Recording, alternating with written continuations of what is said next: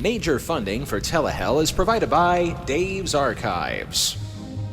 At Dave's Archives, he personally transfers, archives, and preserves classic commercials from the 70s, 80s, 90s, and 2000s and shares them with you. Don't forget about his Friday night live stream on, well, guess when? Go to davesarchives.com. By RetroCirc on YouTube. RetroCirc's more than just retro commercials. They're home to YTPs, mime hosts who are not quiet, and a lot more. In short, poops, mimes, and more. Search RetroCirc with a Q at the end on YouTube. By Kier's Nostalgia Corner, a collection of commercial compilations, retro nostalgic things, and other random things that come to mind. Look for her on YouTube at KIERS Nostalgia Corner, and don't forget to check out her live streams early in the week. And by the very generous benefactors who grace us on our Patreon at patreon.com/Telehell Podcast, including Ed Beatty Jr., Rhonda Farrell, Rick Kalacki Jr., Chris Michaud, Meredith Morrissey, Rabite, Spare Parts, and Neil Weinstein. Thank you.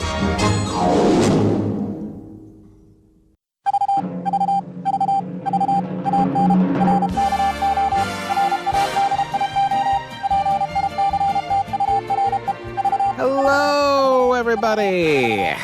How are ya? It's been a minute. I know. I'm the one that's counting the minutes. Welcome to another edition of Ask Telehell, the one time in, well, this is our fourth edition in 5 years, so the one time every couple years where you, the dedicated listeners of this show, get to ask me whatever questions you want to ask regarding things involving this show, TV, me personally, the outside world, and a whole bunch of other stuff too. And if you've already heard the actual Q&A portion where you give us the questions, you already know what the rules are. No politics, no trivia questions. It's not that kind of Q&A show. And the sooner we get through this, the sooner we can start planning for the future. So, with that in mind, here's our first question. Get ready for some fun. It's question number 1. Oh, yeah! Our first question comes to us from our good friend, Mr. Cheeseball. And it's an interesting question because I never really give too much thought into statistics. Like, I try to focus on the here and now when it comes to doing shows in general. But I found it interesting that he would even ask this question, and that is, which network has the most programs that ended up in Telehell? Which network has the most programs? Well, before we actually get to a listing, and I did actually take the time to count everything, I do want to point out the qualifications. The biggest ones is that we wouldn't include shows that are specials, because sometimes they're like history lessons, sometimes they're like season and review shows, sometimes they're Patreon stuff that we bring out of the paywall and all that stuff, so those don't count. And neither do episodes involving lists, the top 8 whatever. And I kind of feel that would be a necessary qualifier just because, canonically speaking, I'm just talking about straight up review episodes. So with all of that in mind, in ascending order, I guess we're going to do this in, here are all the shows that we have covered by network, or at least the number of shows that we have covered by network. Dead last, we've only ever covered one syndicated TV show, and that would be the most recent one that we did in January, The New Monkeys from 1987. So that's an easy one to cross off the list right there. Next in line with 3 shows, the WB. And I'm going to put an asterisk on that one because technically Grandma Got Run Over by a Reindeer, it did air on the WB, but I believe it started out on either the Cartoon Network or on DVD first. We go over the history of that in that episode. So if you count that one, then that makes it 3 shows. So that's Grandma, that's Hype, and the dreaded Superstar USA. So that's 3. Next up is 5 shows that we covered for the UPN network. There was all of UPN November in the previous, God, how long ago was that? It was up 2 years ago, actually. So it was Homeboys in Outer Space, The Mullets, and Shasta McNasty making up UPN November. And then most recently in this season, the Virtual Ed Sullivan Show special and our recent season finale, The Secret Diary of Desmond Pfeiffer. So those are the 5 shows that make up UPN. And from this point forward, I'm not even going to list the shows themselves. They're all up there. You know what they are. So in 4th place, we have the Fox Network with 10 shows. In 3rd place, CBS with 20 shows. In 2nd place, ABC with 25 shows. And that can only mean NBC is left, and NBC has indeed been responsible for more hellfire down here than most. So 31 shows from NBC have been the target of our, I guess you could say, disaffection or something. And I guess part of the reason why we've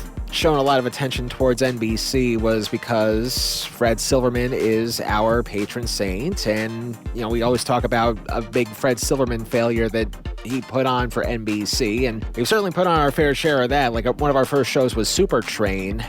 That was a huge disaster. But also shows like We Got It Made and Jennifer Slept Here and Manimal, all of which were part of the Tartikoff era, and a bunch of other shows as well. But 31 NBC shows. That is the most programs by network that have ended up in Telehell. So thank you for your question, Mr. Cheeseball. We are going to be sending you and anybody else whose question that we use in this episode a Telehell swag pack. And inside that swag pack, a bunch of outdated media, whether it be VHS tapes, audio cassettes, maybe a couple books here and there, some DVDs, and a bunch of other things that I need to get out of my house because it is taking up a lot of space. Yard sale season was incredibly fruitful this year, quite honestly, but unfortunately, eBay season was not as fruitful, so I wind up with a lot of overstock. So congratulations, Mr. Cheeseball. You are getting a package on your way as we move on to question number 2. This one comes to us from a Twitter user, and yes, I am going to be keeping on calling it Twitter because, well, just because.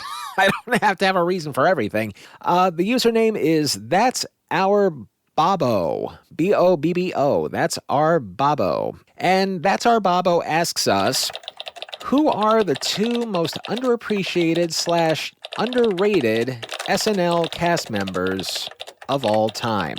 It's hard to pick just 2 because the show's been on for so long. But I will say that there have been some people who were on the show for a very brief period of time that I thought left a pretty indelible impression and I wish was on the show for a lot longer. One of those cast members was somebody that we already talked about in episode 80, the Rachel Gunn RN episode, and to this day, I am still very much a fan of Christine Ebersole. That's Ebersole with an E at the end, not to be confused with Dick Ebersol. 2 different people. I know a lot of people think it's nepotism, but trust me, they are indeed 2 different people. So let's get that out of the way there. But I've always been a fan, not just of the acting that she's done, but she has one hell of a voice, and to this day is probably like one of the all-time greats to ever work on Broadway. And full disclosure, a long time ago, I actually used to work in New York City, and I used to work the night shift, and whenever I would walk from my workplace to Port Authority, I would pass through Broadway to cut through the Times Square traffic and the pedestrians and all that stuff. And every once in a while, I'll walk past a theater that had just emptied out for the night. And one of those theaters had this musical that was running at the time called War Paint, which, if I recall correctly, was the story of Estee Lauder and Elizabeth Arden, who are 2 of the biggest perfume makers, or they're major names in fashion. I'm not a fashionista by any means, but that's who I believe that was about. And it starred Patti LuPone and Christine Ebersole. And as luck would have it, one night I was walking past the stage door where everybody was mobbing everybody for autographs and all that stuff. And the thing about a famous person, any famous person, is that their time is as valuable as it is limited. Like, you know that you're pretty much going to be a commoner addressing somebody higher up. So at the same time, you know, you have like this window of opportunity. It's like, do I say hello? Do I say I love your work? Blah, blah, blah, blah, blah, blah. And, you know, just very quickly, I just decided to bite the bullet and go for it. And I saw that Christine Ebersole was standing and autographing a bunch of playbills for everybody. And I wasn't sure what the rule was involving photo taking. I had a camera on hand, and I didn't know what the protocol was because, you know, I may work in the city, but I was raised with good manners, I hope. So I just snuck like a little candid shot of her signing one of those autographs. So after I take the candid picture, I just very quickly walk by her and say, I love your work, and I thought you were great on SNL, especially that song you did about the single women. This was a song that she did in her second episode, and I'll play a clip for you right here. Single boys and single women with a single thought in mind, just to make it till the morning, looking for what they can find. For a man you won't remember, for a night you can't forget. Do you come to this place often? May I light your cigarette? So I mention this song. I say, you know, I thought you were great on SNL. I wish you would have stayed on for more than a season. I loved the single women song. And then she says to me, you remember that? And all I could do was really laugh and just say, it was that memorable to me. So it's for many reasons like that and more that Christine Ebersole is one of my favorite underappreciated cast members. And in the same vein, since you asked for two of them, another underappreciated cast member that I thought should have done just a little bit more, although in a sense she did do a lot, but maybe she did some things a little too far, if you know her backstory, or not the backstory, but if you know what happened with her after 5 seasons. I gotta say it, Nora Dunn definitely deserved better on the show. Hello, I'm Leona Helmsley, welcoming you to the Helmsley Spook House, located atop the Helmsley Palace Hotel in Midtown Manhattan. I thought that she was a great utility player. I thought that, you know, she can do the serious stuff, but she also had what it takes to do the funny stuff and everything else in between. She was very much a great utilitarian. And I think the utilitarian cast members are the better cast members than those that try to make themselves stand out as stars of the show and all. But, you know, it's those utilitarian people that do like the very subtle roles, but at the same time can still break out of their shell. And I thought Nora Dunn was the queen of all of that stuff, at least for the 80s anyway. And, you know, unfortunately, as the story goes, in 1990, when Andrew Dice Clay hosted the show, she protested. She did not want to be involved in the show, or at least in that particular episode, and she just up and left. Now, the thing that people don't remember about that is that there was still another show left to go in that season. This was season 15, so after Andrew Dice Clay, there was one other show left that was hosted by Candice Bergen, and Nora came back. She was only in like 2 sketches or so, but she did eventually come back as if nothing happened, even though she wound up creating this firestorm just for standing up for herself and whatever she felt her rights were.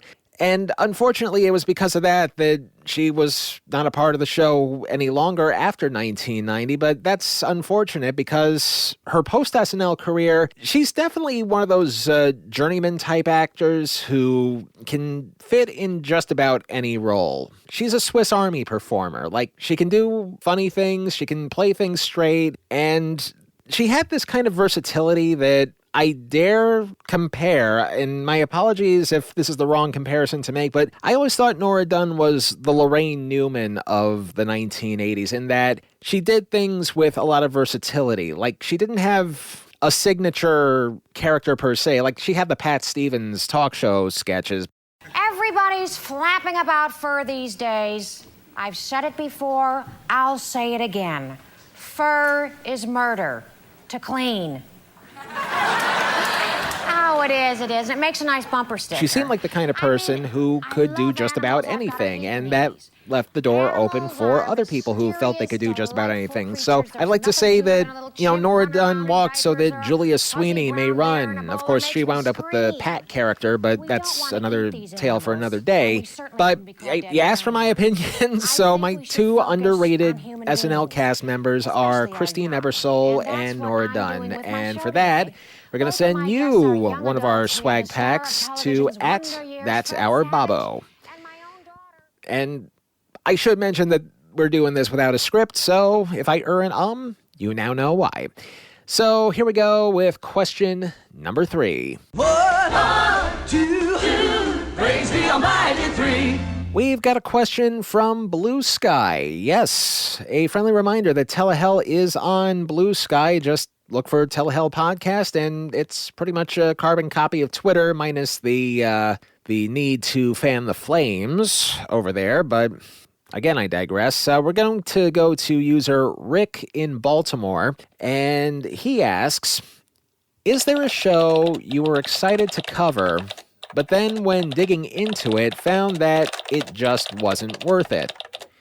A few years ago, I saw one of those The Mads Are Back performances. And for those who don't know what The Mads Are Back is, it's Trace Billiot and Frank Conniff of Mystery Science Theater 3000. That would be Dr. Forrester and TV's Frank. They do a live riffing show, not unlike Riff Tracks or Cinematic Titanic or all those guys, but it is essentially those two riffing on whatever movie that they chose for the night. And they had a Q&A session. And I had a question that I asked both of them, and it was very much similar to your question, Rick in Baltimore, which is, if I recall correctly, I asked them, has there ever been a movie that you wanted to riff, had plans on riffing, and were all ready to do, but the last minute, you backed out on it?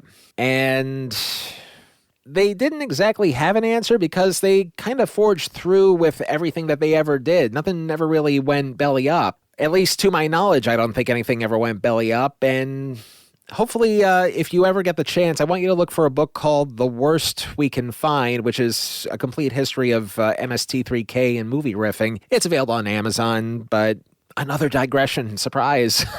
So anyway, to get to your question, I gotta say, there are a lot of things that I do still want to cover to this day. And in doing so, you got to be able to find a number of things. You can't just throw a dart at a board and expect to pick something. Sometimes you have to go through a bit of a research process. You have to go through vetting and verification and all that stuff. And believe me, after episode 53, that's definitely going to be sticking to me for the rest of my life. But you kind of wonder if there is anything that's worth talking about for the right reasons, and try to make sure that it's not worth talking about for the wrong reasons either. With that said, there is a show that I actually did kind of want to cover when Norman Lear passed away earlier last year.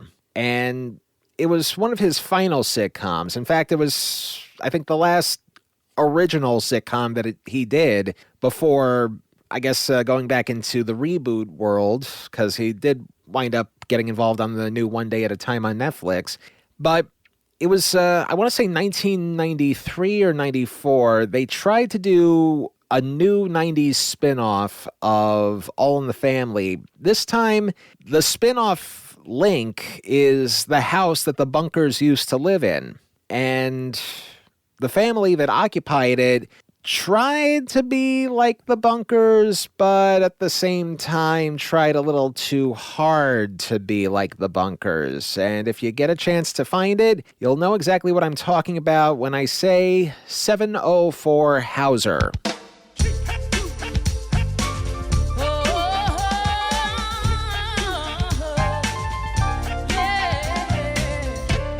This was just a case of trying to catch lightning in a bottle a second time. Of course, Norman Lear has pretty much made his own career out of catching lightning in a bottle for a number of shows, but it just didn't work out. Now, I wouldn't exactly go putting this in Telehell because in spite of some things being outdated and outmoded, there are still some good things about the show that do stand up on their own merits. Even though it does try a little too hard to be preachy, it's still, it is still fondly remembered for what it is. And what it is a show that lasted about 4 episodes before getting canceled. But again, I really didn't see anything in the show that would be worthy of scorn. Because you have Norman Lear behind the scenes, and whenever he's behind the scenes and on anything, really, he's just doing what he can. It's a little hard to explain, really. Just, this seemed like a good idea for a show, but because it leaned a little too much on what made Norman Lear's other shows so popular in the first place, that it kind of debuted long in the tooth. Like, it tried very hard to be its own thing, but the shadow of the previous things was cast too big, I guess is what I'm trying to say. So, yeah, I guess you could say that was a show that I have wanted to cover just because I wanted to pay some kind of tribute to Norman Lear when he passed away, but, we still have the little tribute that we did when it happened, so I think that might be good enough. I mean, just the thing to take away from all of this, not necessarily just for this show, but any of the other shows that we vet or verify or whatever, we're not going to review a show if it's just plain mediocre. Like, it has to be something that really gets your attention in the worst possible way, with some exceptions. I mean, we have done shows and TV movies especially where that's why we have the TV movie rules about we only judge the movie and not the behind-the-scenes stuff. That's our only exception to the rule there. But when it comes to other shows, sitcoms, dramas, game shows, talk shows, whatever, if it's got a level of notoriety in it, we would be covering it. But 704 Hauser, I mean, it was just meh. That's the long and the short of it, really. And, when you start watching all the shows and seeing how meh it is, at the end of the day, it's just about trying to find the right way to say this show sucks without having to be too redundant. I don't think the show sucked, but I just thought it was meh. So thank you for that, Rick, and hopefully that answers that question. So we're going to be sending you a Telehell swag box very soon as we go now to question number 4. Hallelujah! Bow your heads and pray to Thor. This one comes to us from one of our patrons, and that would be Chris Michaud. Hi, Chris. How are you? And don't worry, we are going to be getting to your episode request in Season 7 very soon. And his question is, when it comes to guilty pleasure shows, are there any shows that someone might think of as a potential Telehell episode which don't make the cut because you enjoy it too much to make it a subject? In other words, I think what he's trying to ask is there a show out there that a lot of people out there hate, but I happen to like? And there are a lot of those shows.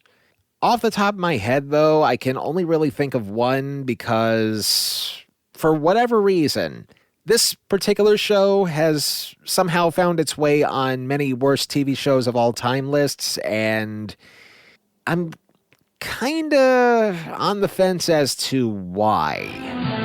We're the monsters. We're the monsters. We went to sleep many years ago, and we woke up with a brand new show.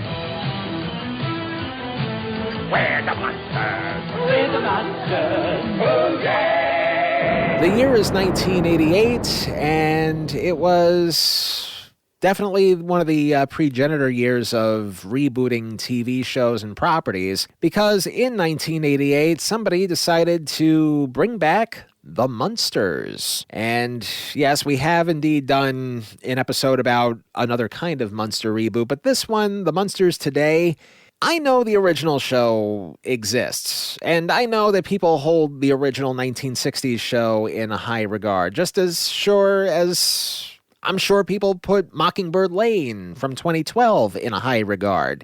But for whatever reason, either because they're baby boomers that are growing up that do remember the original Munsters, or maybe they just didn't like the production value or something, I don't know. But for whatever reason, people just really hated the Munsters Today. Even though, I mean, yeah, I can think of a number of reasons why people can hate the show, but I was like, maybe 4, 5, 6 years old when the entirety of the show ran, but I remember liking it.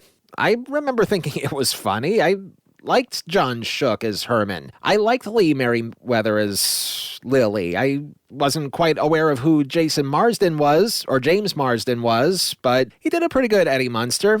I honestly thought the guy playing Grandpa was Al Lewis, but it turns out not to be. But, again, when it comes to certain TV shows, sometimes it's all in the eye of the beholder. And for a show like The Munsters Today to get the hate that it gets is just, it's weird that people would hate a show that, I mean, obviously it's trying to be the sequel.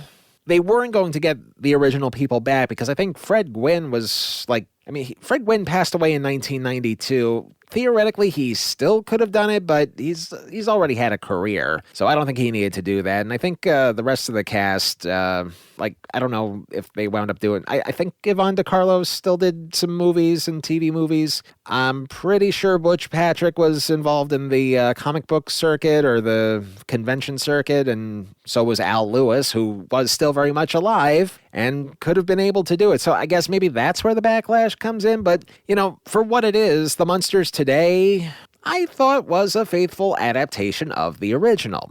And that's all I'm going to say about that, because I do want to talk about another show that I liked, but for whatever reason, this show seems to be on a lot of people's shit lists as of recently. She's a small wonder, lovely and bright and soft curves.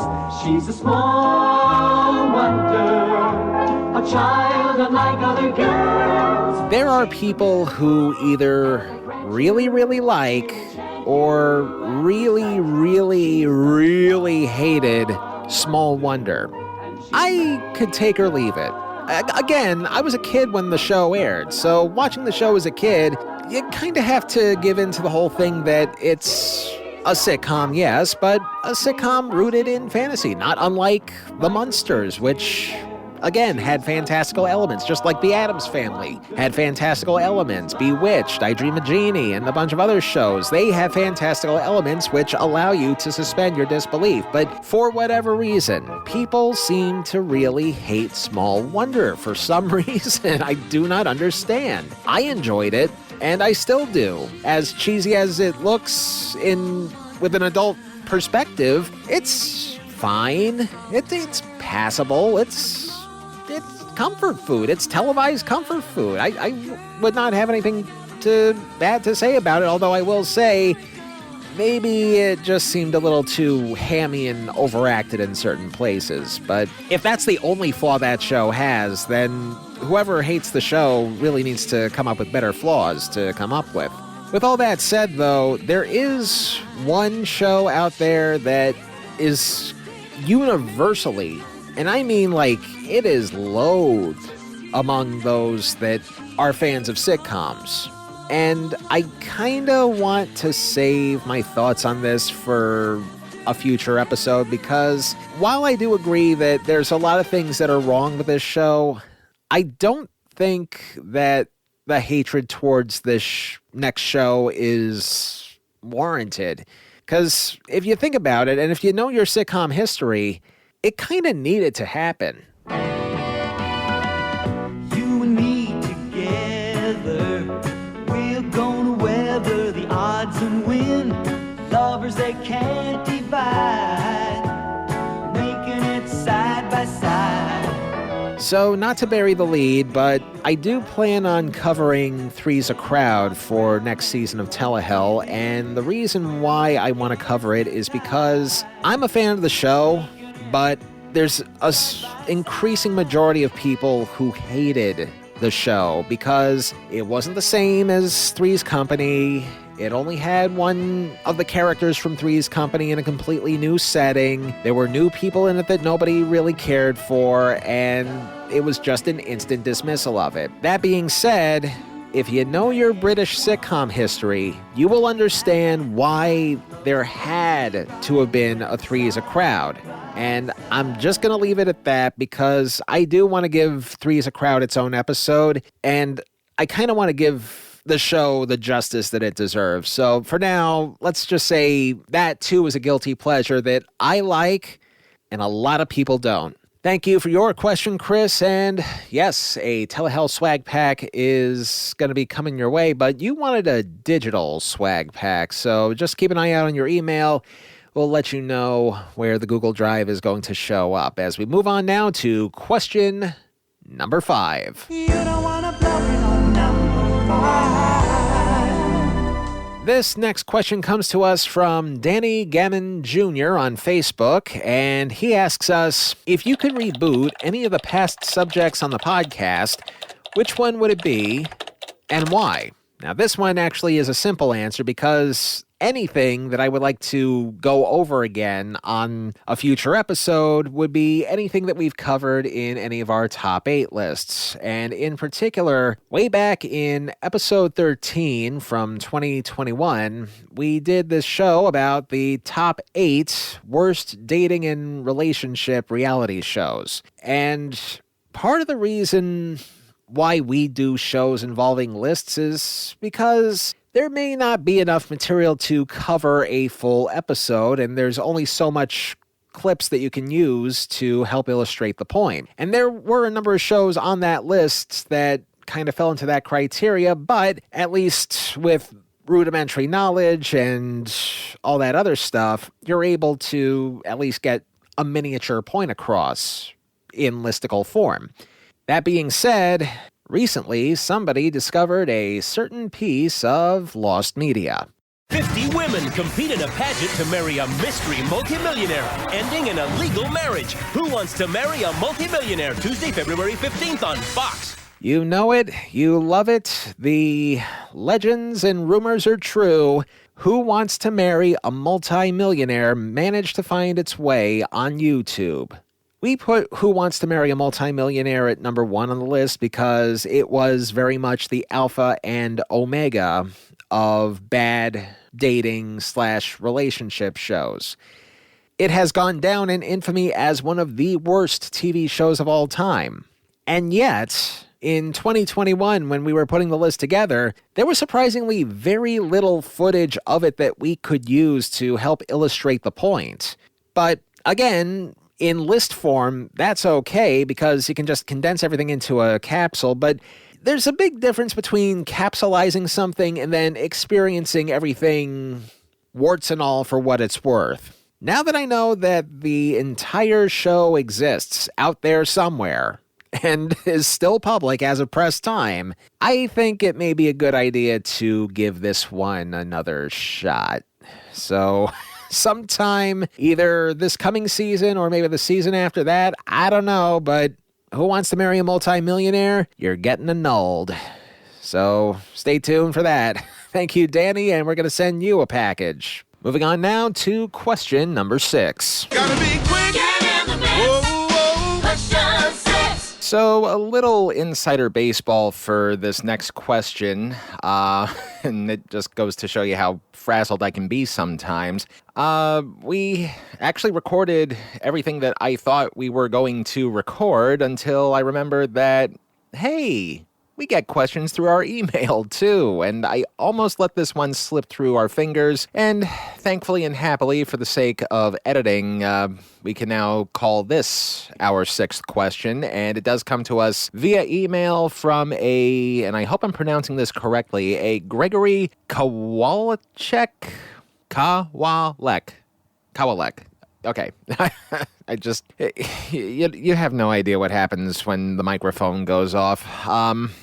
Anyway, he asked us a question. He actually technically asked us 2 questions, but we're going to be honoring the first question that he asked us, and that is there an episode you keep trying to get going that just won't come together for whatever reason? And yes, very much so. And I think this is pretty much a fact of life when it comes to podcasts in general, that sometimes you have the best laid plans in mind, and sometimes those plans wind up going by the wayside because certain things don't wind up working the way that you wanted them to work. And a good example I can think of about this is actually all the way back to Season 2, because it was during Season 2 that the pandemic happened. And when the pandemic happened, there was a lot of reorganizing, there was a lot of restructuring, there was a lot of figuring out where I was going to record things. So outside factors like that kind of pushed certain shows to the back burner for a little while, and eventually we would get to certain shows.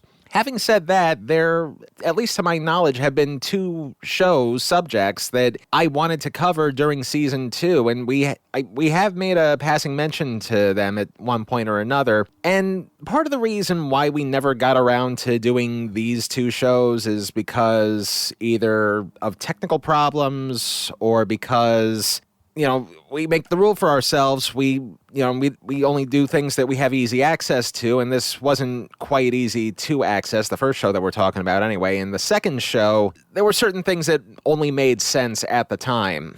So let me just bring it back to the year 2021 to talk about the time that I wanted to cover 2 episodes of the long-running sitcom According to Jim. This show ran for 8 years, somehow, inexplicably, either the beneficiary of good lead-ins or just pure dumb luck, or the fact that ABC had nothing else to air during those 8 years. And there were 2 episodes in particular that I wanted to cover simply because there was a devil in both of those shows, and he was played by Mr. Inside the Actor Studio himself, James Lipton. And I kind of wanted to stay on brand with that stuff. And, we've been introducing elements of the actual underworld in the show throughout the years, and we continue to do that, and we hope to continue to do that. The only way to actually get the show was if you purchased it off of a streaming service. And in this case, I plunked down $1.99 on Google Play to get those 2 episodes, which, okay, that's fine and good. You possess those 2 episodes, but then because of something called the DMCA, or Digital Millennium Copyright Act, you can purchase those episodes, but you can't download them. By which I mean you can't take the audio off of the video, and that's how we usually do our reviews, is because, there's certain programs that I have at my disposal that takes the video and just strips out the audio, no problem. But when it comes to something that you purchase, obviously there's certain rules that you can't break. So for those reasons, that's why we were never able to get around to that, or even According to Jim itself. Now, the other show that we wanted to do in Season 2, but then we sort of backed out on for other reasons that are not of a technical issue, was 1993's The Cosby Mysteries. And you may be jumping ahead of me as I explain all this stuff, but in 2021, he was still in prison at the time. And although it was for nefarious reasons, I've always been the kind of person to not kick somebody while they're down. And when you're locked up in a situation like that, I'm not condoning anything by any means as I'm saying all this stuff, by the way, but why beat a dead horse, basically? So that was pretty much the one and only reason why I didn't want to cover the Cosby Mysteries. And even since he's been released due to other technicalities, I still don't want to cover the Cosby Mysteries because it would just be a constant reminder that he's still very much part of pop culture, albeit in the worst conceivable possible way. That being said, never say never. Nobody lives forever, and maybe if and when that time comes, I might reconsider it. But that's just 2 examples from one year, and there have been other shows that I've been wanting to do that I have been wanting to do. But again, certain things wind up getting in the way. Either it's a show that only seems bad on the surface, but turns out to be more mediocre than bad. There's shows that I wish I could cover, except I couldn't find decent quality audio for it. There's shows that I couldn't cover because it didn't fit our format, basically, and there are a bunch of other things as well. On my personal computer, I have a list of things that I would eventually like to review. And as of press time, I have somewhere north of about 30 subjects that I want to do, but it just doesn't seem like it's the right thing to do or the right time to do it. And I could go through just about all of them, but I may wind up doing them someday for whatever reasons, just like I've been holding them off for whatever reasons. So I hope this at least answers that, because who knows what tomorrow will bring, I guess is what I'm trying to say. And you never know what's going to happen, and you never know what's going to be like. Another thing that winds up happening is that somebody tells me about a show, and it's like, oh, I'd rather cover this than cover the other things. So sometimes certain things take a higher priority than others. And at the end of the day, it's just, I guess you could say I'm being fickle when it comes to certain things. It's just, sometimes there's a lot to process in the overall grand scheme of things. So that's pretty much the case in the world of podcasting. Sometimes you do have your best laid plans, and sometimes there are shortcuts, there are detours. I am probably the victim of a malfunctioning GPS as we prepare ourselves for Season 7 in January, but hopefully that answers that, or at least answers it to the best of my ability anyway. So thank you very much, Gregory. You asked for a digital goodie package, and we are indeed going to send you exactly that. So now, let's resume the original recording already in progress. As we come to our final question for the show...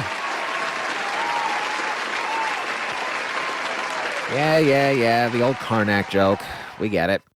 Hey, look over there. It's question 7. This is one of our YouTube questions, or at least one of the YouTube questions that we were able to verify the existence of, because, believe it or not, you got to look pretty hard for an email address on some YouTube pages, but that's now the 5th time I've digressed. A user by the name of QuartzQuiz333 writes in and says... As a huge game show fan, like yourself, I'd like to know who you'd put on your Mount Rushmore of game show hosts. Well, that's a good question. It's nothing nefarious, thankfully. Although, listen, I'm a pretty thick-skinned guy when it comes to certain things and certain people's pasts. So when I say that first on the list is Bob Barker, I'm only putting him on the list for his hosting ability only, and also for his work doing the animal stuff. And we did a tribute to him when he passed away last year, but at the same time, you know, the lawsuits, the sexual harassment stuff, that does kind of cast a bit of a shadow, but it's hard to ignore when the good kind of outweighs the bad. So regardless of that, for the rest of this answer, I'm just going to say I'm putting these people on here based on hosting ability only and not for anything nefarious that they did. And if they did do something nefarious, then guess what? We're all human. We all do something stupid sometimes. So Bob Barker would be first. I would put Alex Trebek second because he's just about the only person in the world who would ever get me to read while watching TV when I was a kid. And truth be told, I did not like reading at all when I was a kid. I enjoy it very much now, but, you know, the only way I could have any attention be caught is just watching TV, and sometimes my mom would put on Jeopardy. So, Alex Trebek, you are the professor, and you are in the number 2 position. Number 3, gotta go with Dick Clark, because this is a guy who could host anything, even the worst idea in the world, and still make it look entertaining. And, you know, he did that with the pyramid shows, but there's a bunch of, like, one-season wonder shows that he hosted that, you know, they did not do too well, but because Dick Clark was there, he made even the most boring of pablum entertaining. Watch Scattergories on YouTube if you doubt the claim. So he'd be in the 3rd position, and Fourth position, and this is just my own personal taste of things, and again, don't want to get too much into the personal stuff of the hosts themselves, but this is just based on who entertained me the most when I was younger. But god damn it, I wish Ray Combs was still with us. Now, Ray Combs was the host of Family Feud in the 80s and early 90s, and he, to me, I think, was...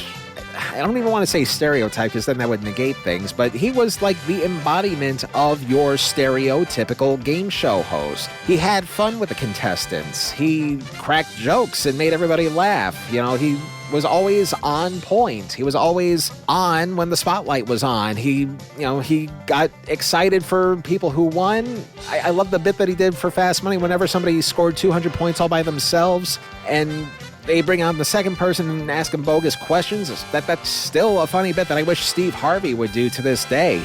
Tell me the kind of car you would steal if you steal automobiles. Porsche. A Porsche. What is the ugliest woman you've ever seen? Pass. Who is the ugliest man you've ever seen? W.C. Fields. Who is the ugliest child you've ever seen? Rosemary's Baby. And what is your favorite game show? Family Feud, of course. Right, turn around, let's see how your partner did. But I think the thing about Ray Combs that I miss the most is that he seemed genuine. Like, much more genuine than even the most seasoned veteran game show host. And, Family Feud, that was the one major show that he hosted. He did host another show for the Family Channel, which I think was like a Family Double Dare ripoff or something, but he did the best that he could with that. But he was very genuine when he hosted The Feud. And if you ever get the chance, I've recommended this guy before for a number of different shows, but go to a YouTube channel simply known as Connor Higgins. He does the whole history of Family Feud. He talks about all the eras, all the people who hosted, even the rotation of hosts in the 2000s before leading up to Steve Harvey, but he does this great episode about Ray Combs and all the stuff that he went through, and I think it's a crying shame that he's not with us right now, because I think he would have been the heir apparent to The Price is Right if things just worked out just a little differently than before. But I don't want to say things happen for a reason. I don't want to say things happen because of chaos, but sometimes things happen. And you just accept it, you move on, and you pretty much bask in all the good times that person brought you. And Ray Combs is definitely one of those guys. And he rounds out my personal Mount Rushmore of game show hosts. And with apologies to Connor Higgins, who already posted this on his Ray Combs retrospective, I feel that this is worth repeating here. Here is longtime Family Feud announcer Gene Wood expressing his feelings on behalf of all of Ray's fans. My years of working on the Family Feud as the announcer of the show were very special for me. I met a lot of wonderful people, a lot of terrific families, and I got to work with the amazingly talented Ray Combs. Ray and I had a lot of fun together at Feud tapings. He was one of those rare people who totally cared about what he was doing. He loved what he was doing. I miss Ray a lot, and on the occasion of Thanksgiving, I realize I'm extremely thankful that I was able to know Ray Combs, to work with him, to laugh with him. He was an important part of my life. Ray had a quality that you really had to look hard to see. Behind all the pizzazz and the show business jazz and the jokes and the laughs, behind all of that, there was a young man from Cincinnati, Ohio, with an enormous heart, filled with love for people, especially children, and love for what he did. It was a pleasure being around Ray Combs because he was filled with life. Everything he did was at 110%, his work and his living. So thank you, Quartz Quiz 333, for your question. We are going to send you a package, and we have one final comment, which is not so much a question or anything that I can actually send to anybody, but it's rare when we get one of these things, but we actually have a comment on Apple Podcasts. And I'd like to use this opportunity to not only thank you for the questions that you gave us, but please leave feedback. Let people know that this show exists. Let people know what's good about the show. If you want to give me a bad rating because I talk too much, i.e. right now, it's the only way I'm going to learn. But I actually got a new piece of Apple feedback a couple days ago, and it's from a user named In the Queasts TV. The headline says, "Darn it, now we're trying to watch all these shows." And the quote goes, "My buddy and I have been a fan of Forgotten TV. In a few times, the reference Telehell. So we listened to the first few episodes of the most current ones, and now on those road trips, I've gone back to the beginning and just binging the first season. So great. When either of our wives out of town get together, we watch like 14 hours of TV. We watch a few episodes of Sanford and Son, a couple of hours of Paul Lynde on game shows. Stuff they talked about on the Gilbert Gottfried podcast, God rest his soul. But now we're adding stuff from this. Truly a fun concept. Thanks for making the drive fun." End quote.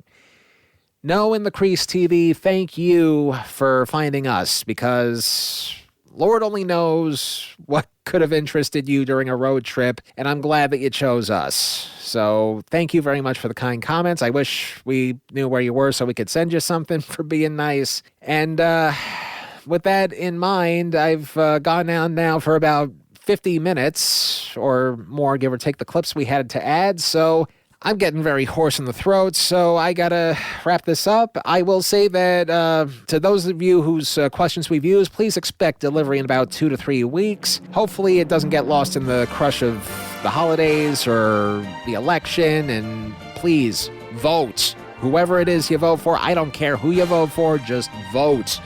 Please. If you are listening in the United States, of course, but even if you're around the world and you have an election coming up, just vote then.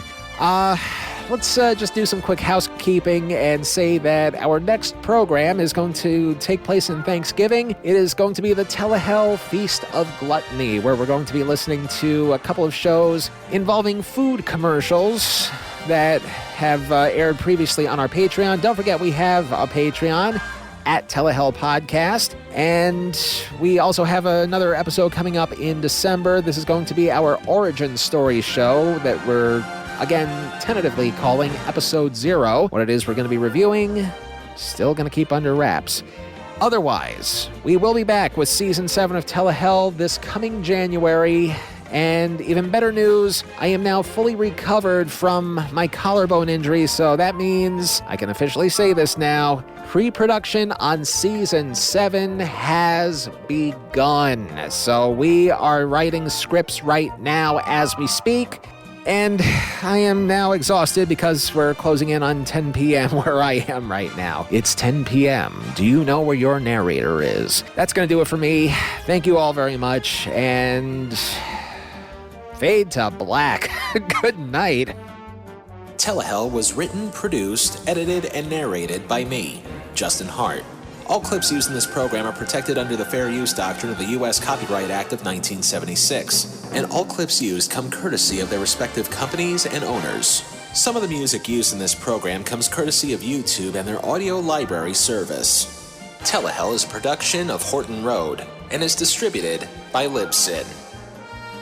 You know that thing that people do in order to communicate with each other without actually having to look each other face to face? You know, social media? Well, we do that.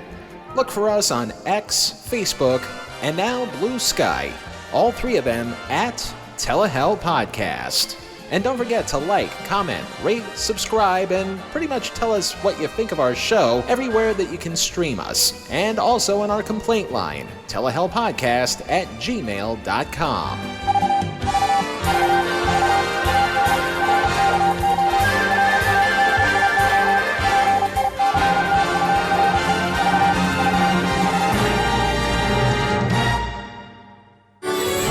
Another great show